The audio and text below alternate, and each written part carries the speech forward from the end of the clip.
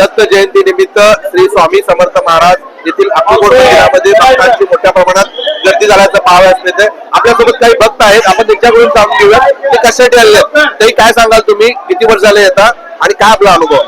मी आता 2-3 वर्ष झाले येत आहे इथं आणि दाफाड गर्दी आहे. स्वामीवर माझा खूप विश्वास आहे. आज 2-3 वर्ष झाले मी इथे येत आहे. मी वैरागवरून आलेले आहे. हो. काय आपल्याला अनुभव आला?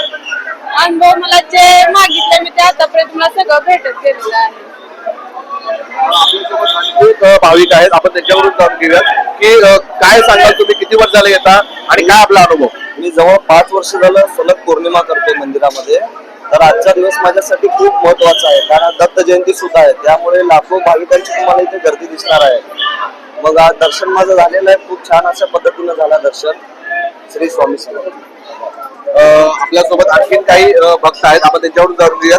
मावशी, कधीपासून येता तुम्ही, काय सांगाल? 5 वाऱ्या झाले. 5 वाऱ्या. कुठून येता? येरमाळा. काय सांगाल मावशी तुम्ही? बोला. किती कवापासून येता? आम्ही 2-3 वर्ष. काय आपला अनुभव? अनुभव चांगला आहे. त्रास होत नाही.